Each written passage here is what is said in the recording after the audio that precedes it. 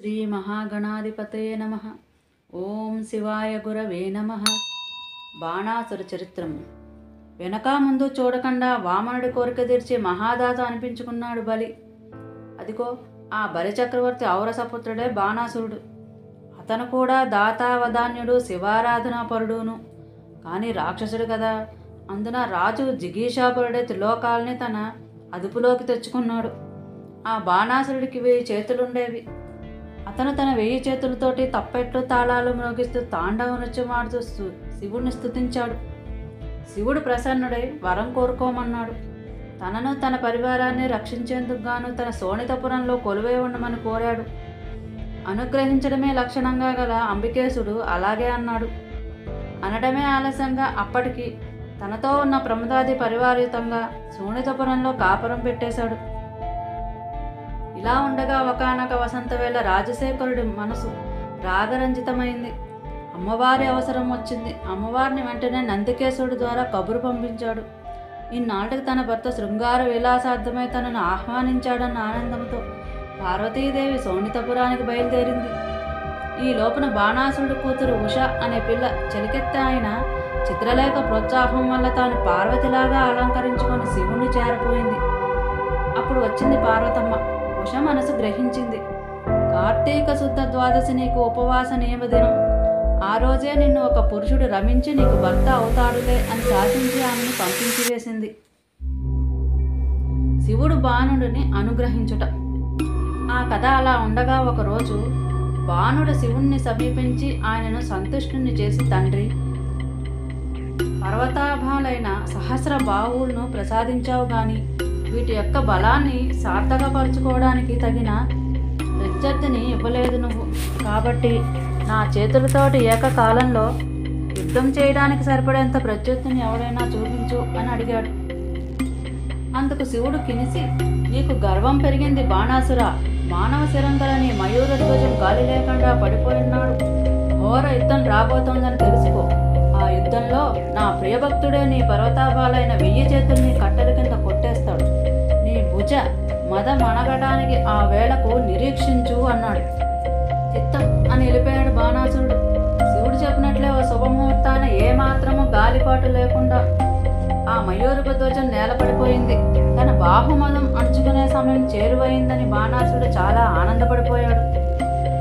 బాల్యం నుండి విష్ణు భక్తురాలైన ఉష కార్తీక శుద్ధ ద్వాదశి నాడు ఉపవాసితాయి రాత్రి నిద్రిస్తుండగా శివ సంకల్పం వలన కృష్ణుడి మనవడైన అనిరుద్ధుడు రహస్యంగా ఆ అంతఃపురం చేరి ఉషతో ఉన్నాడు.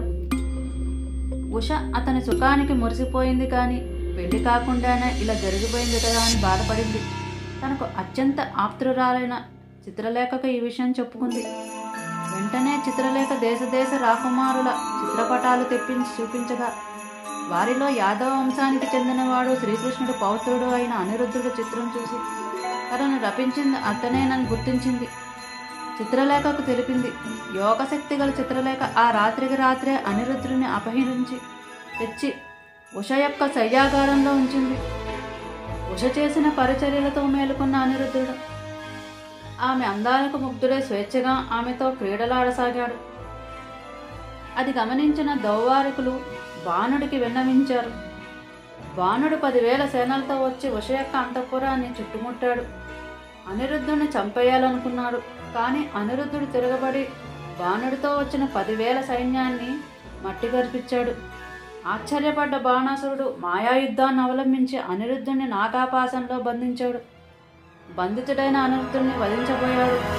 కానీ ఆకాశవాణి వారించడం వల్ల ఆగిపోయి చెరసాల్లో పడేశాడు.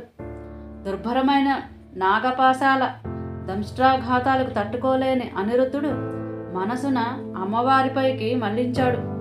శరణ్య చండిక, నన్ను రక్షించు, నువ్వు తప్ప వేరే దిక్కు నాకు లేదు అని అదే పనిగా ప్రార్థించడంతో జ్యేష్ఠ బహుళ చతుర్దశి నాటి రాత్రి దుర్గాదేవి ప్రత్యక్షమై తన పిడికిటి పోట్లతో నాగబంధాలను త్రుంచివేసి అనిరుద్ధుడిని అంతఃపురంలోని ఉష దగ్గరకు చేర్చింది. ఉష అనిరుద్ధుడు యథేచ్ఛ క్రియాసుఖాలతో మునిగిపోయారు. కృష్ణుడు బాణాసురుడిపై దండెత్తుట. అనిరుద్ధుడు అదృశ్యమైన కారణంగా ద్వారకలో అందరూ దుఃఖమగ్నులై ఉండగా నారదుడు వచ్చి జరిగిందంతా వినిపించాడు. వెంటనే శ్రీకృష్ణుడు 12 అక్షోహిణీల సైన్యంతో బాణుడి శోణపురాన్ని ముట్టడించాడు.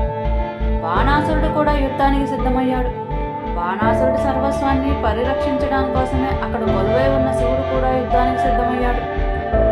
యుద్ధభూమిలో శివకేశవులిద్దరూ ఎదురెదురు తలస్థించారు. శివ, నువ్వు బాణాసురుడు శపించావన్న ధైర్యంతోటే నేను ఇంత అట్టహాసంగా సమరానికి వచ్చాను. నీకు అత్యంత ప్రియభక్తుడైన నాకే నువ్వు అడ్డుపడితే ఎలా? నీ శాపం ఎలా నెరవేరుతుంది? వ్యర్థమైపోతుంది సుమా. కరుణించి అడ్డు తొలుగు అన్నాడు కృష్ణుడు. అది విని చిరునవ్వు నవ్వాడు శివుడు. కృష్ణ, నువ్వు చెప్పింది నిజమే. నా వరం ఎలాగో అలాగే నా శాపం కూడా వృధా కానివ్వను. నువ్వు జృంభణాస్త్రాన్ని ప్రయోగించు. మాననీయమైన ఆ అస్త్రాన్ని నేను మన్నిస్తాను. ఆ పైన నీ పని నువ్వు చూసుకో అని సలహా ఇచ్చాడు. శివబోధనతో కృష్ణుడు రణభూమిని వదిలి దూరంగా వెళ్ళాడు. అనుష్ఠానం నిర్వహించుకుని ద్రుమ్మణాస్త్రాన్ని ప్రయోగించాడు. శివుడు దానిని గౌరవించి స్తబ్దుడుగా ఉండిపోయాడు. అది గుర్తించిన కృష్ణుడు పునః యుద్ధభూమిని ప్రవేశించి బాణాసుడితో తలంపడ్డాడు. లోకాశ్చర్యకరమైన యుద్ధం చేశారు. కడగా కృష్ణుడు తన సుదర్శనాన్ని ప్రయోగించి బాణాసుడి యొక్క 996 చేతుల్ని త్రుడిలో ఖండించి వేశాడు. 4 చేతులను మాత్రం మిగిల్చాడు. మళ్ళా సుదర్శనాన్ని ఎత్తాడు కృష్ణుడు. ఈసారి బాణుడి శిరస్సుని గురిపెట్టబోయాడు. తక్షణమే వారి మధ్యకు వచ్చాడు శివుడు. కృష్ణ, బాణుడి చేతులు తగాలనే శపించాను గాని శిరఖండను చెప్పలేదు. అందువల్ల నీవు నీ సుదర్శనాన్ని విరమించుకో అని చెప్పి వారిద్దరిని సంధి చేశాడు. ఉషా అనిరుద్ధులకు కళ్యాణం జరిగింది. కృష్ణుడు మనవడితోనూ అతని భార్యలతోనూ సైన్యంతోనూ ద్వారకకు వెళ్ళి ఆ అనంతరం బాణాసురుడు నందికేశునిచే బోల్తుడే అనేక రకాలుగా శివుణ్ణి స్తుతించగా ఆయన ప్రసన్నుడయ్యాడు. ఆయన దయవల్ల ఆ బాణాసురుడే కైలాసంలో మహాకాలుడనే గణాధిపతిగా పరిణమించాడు. అంబికానాథ పదార్పణమస్తు. స్వస్తి.